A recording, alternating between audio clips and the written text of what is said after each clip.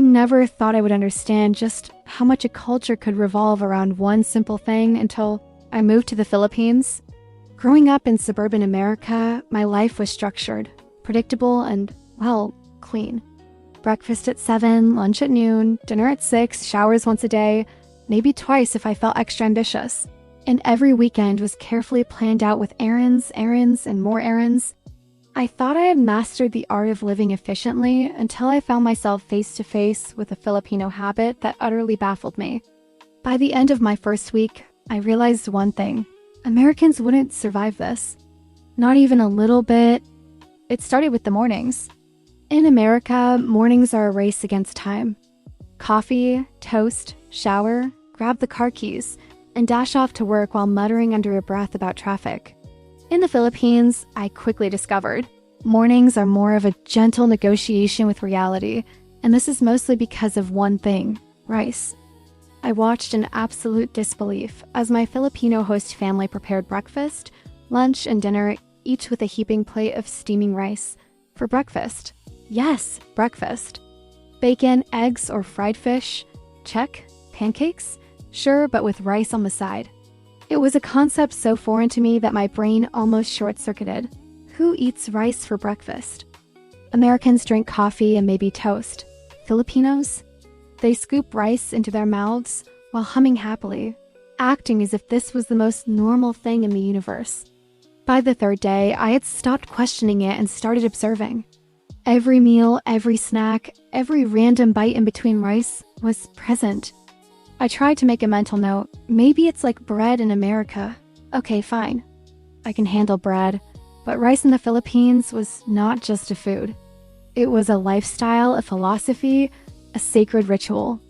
And Americans, I realized, simply would not survive. It wasn't just rice either. It was the timing and frequency of meals.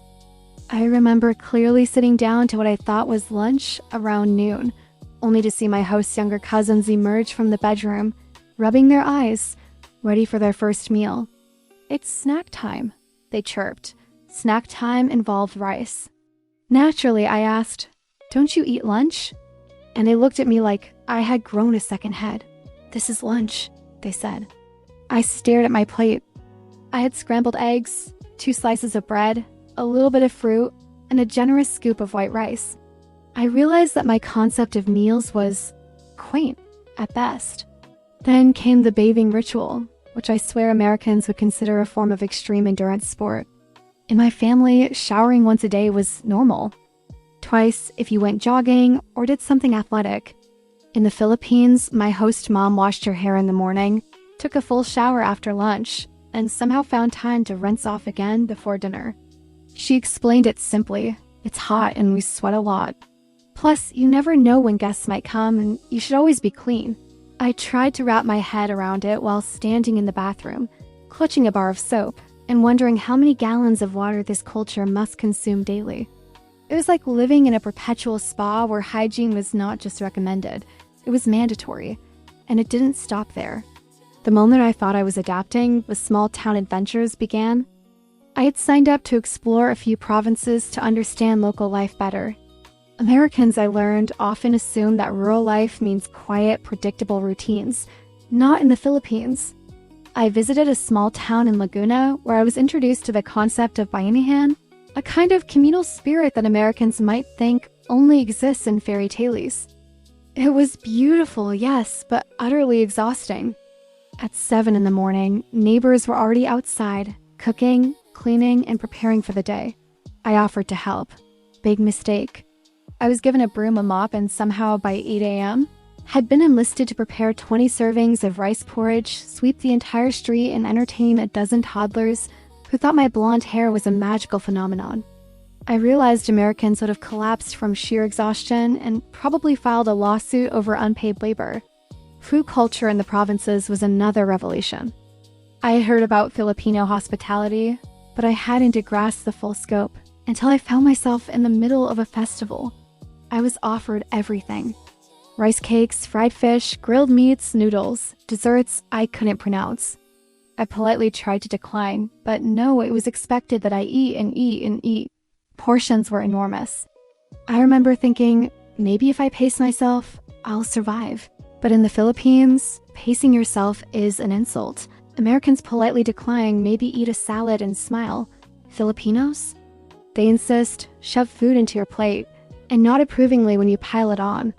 I ate until my stomach threatened mutiny, but even then, I was encouraged to try one more bite. By the end of the festival, I was simultaneously grateful and horrified, realizing that my American digestive system was woefully unprepared for this level of rice devotion. Public transport, too, revealed habits Americans would find nearly impossible. Jeepneys, tricycles, and buses are chaotic, overcrowded, and unpredictably timed. Yet Filipinos navigate them with grace, humor, and a kind of innate balance that seems almost superhuman. I climbed onto a jeepney once with my backpack, my pride, and my sense of personal space firmly in place. Within 5 minutes, I was pressed against half a dozen strangers, bags on my lap, dangling from the metal bars, while the driver honked aggressively and yelled something I didn't understand. Everyone else seemed completely normal, chatting, laughing, and somehow finding room for one more passenger. I clutched my bag like it was a life raft, praying that an American ambulance wouldn't arrive to extract me from this nightmare of close contact. I could barely breathe. This, I thought, is another habit Americans would not survive. As I traveled, I realized that the social fabric itself was a habit I couldn't escape. Filipinos are extraordinarily social. They greet strangers like family, smile constantly, and find ways to help one another that I would never have imagined.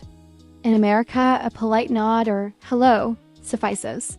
In the Philippines, you get asked your life story, your favorite foods, your family's names, and probably invited to lunch immediately. I was a stranger 1 minute and a distant relative the next. Americans, I realized, are not wired for this level of relational immersion. They would panic, withdraw, or retreat to their safe zones. I panicked, but in a slightly different way. I tried to keep up, but my notebook for notes was swallowed by stories, laughter, and endless plates of rice. Then came the ultimate challenge, living through a heat wave without air conditioning. In America, heat is something you run from. You buy fans, turn on the AC, and complain loudly. In the Philippines, people live with it. They sweat, they move, they fan themselves with woven leaves or a small plastic fan, and somehow they thrive. I tried it once. I opened a window, sat in the scorching sun for 5 minutes, and melted into a puddle of regret and sunscreen. I realized that Americans are physically, mentally, and emotionally unprepared for this lifestyle, but Filipinos? They have adapted, thrived, and made it part of their daily joy. Even in the quiet moments, the habit persisted. A simple trip to the market was a full experience. The vendors shouted greetings. The children followed me asking if I wanted to try this or that. And somehow, every single food stall involved rice in some form. By day 3 of living on my own schedule, I had to ask my host for advice. How do you eat so much rice and not feel like you were going to explode? She looked at me with pure disbelief, as if the question was absurd. You eat, you smile, you enjoy. That's it, she said. I realized she wasn't joking. This wasn't just about food. It was a habit, a way of life. Americans wouldn't survive it because they approach eating like a chore or a timed event. Here, eating rice is a spiritual exercise, a connection to home, family, and culture.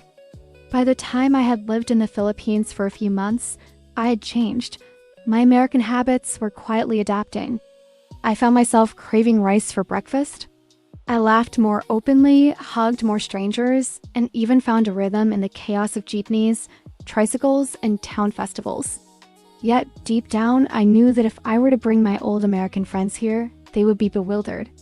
They would stare at a steaming plate of rice at 6 a.m., shrug helplessly at a sweaty afternoon market, and panic when offered their 20th serving of food in one day. Americans, I thought, might survive one meal, one festival, maybe even one hot day. But the full immersion of this Filipino habit, the rice, the baths, the social warmth, the chaotic joy, the unending hospitality would break them. I tell this story not to boast, but to share the kind of culture shock that changes you from the inside out. Living like a Filipino, adopting these habits, even partially, taught me patience, gratitude, and a kind of happiness that doesn't rely on perfect schedules or constant control. And though my American brain still balks at some of it, my heart has adapted. I now understand that these habits aren't just traditions. They are survival mechanisms, social glue, and joy all rolled into one. Every time I sit down to a meal with rice, sweat under the tropical sun, or get lost in a small town festival, I remember that Americans would struggle to survive this, but I have learned to thrive. It's funny, confusing, exhausting, and utterly beautiful all at once. And for me, as a blonde American in the Philippines, it has been the adventure of a lifetime, one spoonful of rice at a time.